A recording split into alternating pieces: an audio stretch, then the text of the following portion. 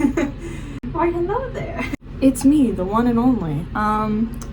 Have you ever wanted to make a comic? Maybe not, but for funsies, I'm gonna show you how I make my comic with this really weird lighting. I'm not blinding myself for your viewer pleasure, no. Step 1. Know your characters, know what you're wanting to do with the script. You have to have an engaging plot. Well, it doesn't have to be engaging, but you at least have to have a goal for the characters. I started out my comic, The Out of Nowhere, as just a story, so I kind of had an idea what I was going with, but the story ended up being very different from the actual comic. I like to write out what I want for the story, or at least where I want the beginning to start, and then you just draw it. I have this notebook that says math, and then my sister's name, and it's chewed up. This is where you're going to map out what your story looks like. Crazy, I know. You take your pencil and you start drawing. Okay, you draw whatever comes to mind, however you want to plan it. I don't have the most interesting layout or anything for my comics. I just do, okay, this is a box, and then another box, and then split that box in half and put 2 characters. You know, I don't think that much with it. I just go with the flow. Okay. You can add line art. God, this looks bad, but you can add line art. You can make it fancy looking, or you can just make it look like dog shit, like I do most of the time. Pencil and words, and stuff. You need to know how to space your story. My hamster's on his wheel. Sorry. So yeah, you can tell I haven't prepared a script for this.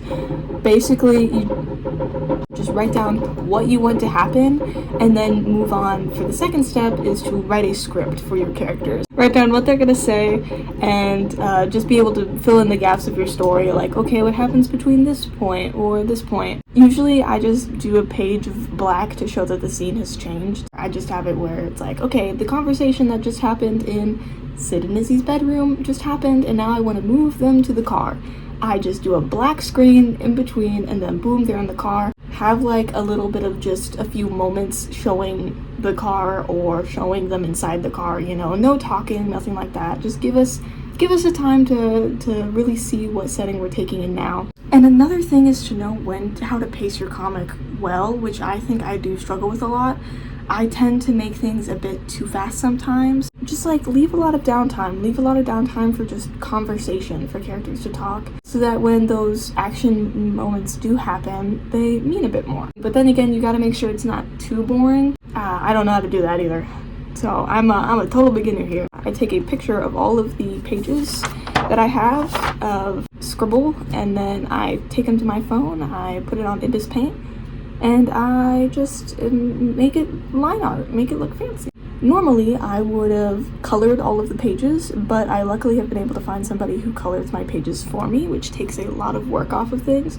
So I just send those line art pages off to my color person, and they do all the work for me. I get those pages back, I add shading and things like that. It's also important to know how you're going to dress your characters, because remember, you are going to have to draw them every single page, as well as, you know, what are we going to give them defining features that maybe they could be able to be seen through just their silhouette. It's good to make sure that your characters are easy. I keep looking at myself and not the camera, and I'm noticing that. It feels weird to look at the camera. I need to look at myself, you know? But then it's and then I use Phonto to add text. So, you know, the script that I made, I'm going to plug that into the different areas that I want them to go in, and then boom, you got comic page. Yeah, there are plenty of different ways you can insinuate who is speaking. For me, for Phonto allows you to have borders for the text, and then I just make the borders different colors. So Izzy is a dark blue, Sid is a purple, Casey is a green. But obviously you could just do, you know, regular speech bubbles. For me, it took up too much space, or it was hard to maneuver around.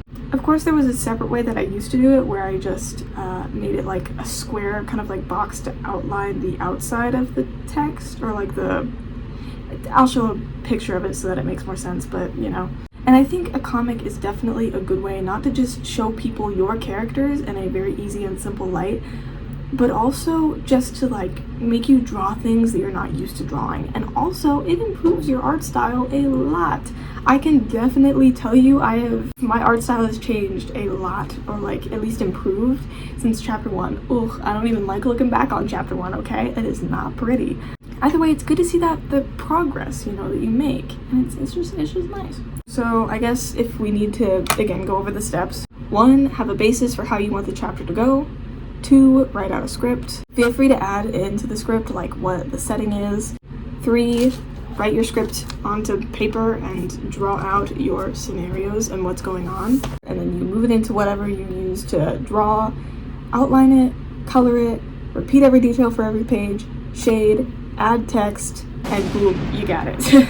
You just completed it, okay? Now, another thing that comes in is for sharing your comic.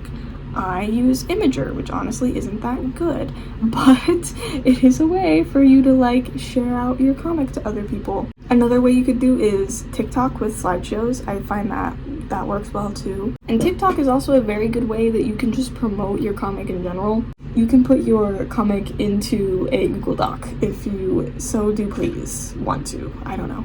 Which is what I did at the very beginning. I just put all those pictures in a Google Doc and then boom, got a comic right there, baby. These are like obviously just mobile stuff. I only have a phone and that's all I work with. I do all my work on my phone. I don't got a tablet or nothing. So this could be different for everybody, especially if you want to do something like webtoons. I can't do webtoons as much as that would be fun. Yeah, that's just how I make my comic, and that might be really simple or really confusing or really weird, and there might be a much more easier way I could be doing things. If you do want to see my comic, I have a link down below. You know that meme where they're like, you can squish everyone in this fandom into one of those really tiny cars? That's me.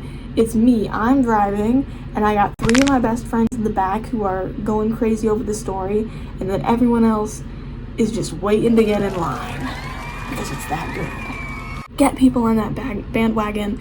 Let people know your character's stories. Have fun with it, and don't burn yourself out, because trust me, I have plenty of times. If you're looking for like a limit for how many you want your chapter pages to be, each chapter ends up being at least like 20-ish pages, 25 to 30. I think that's a good amount. Whatever way is like the quickest and easiest way for you to get more chapters out, as well as whatever fits your story best, because some stories are able to do really quick chapters, while some really need to do super long ones for it to work out well. But yeah, that is all that I can think of. I hope and wish you journey on making your own comic, and if you want to read mine, it's there.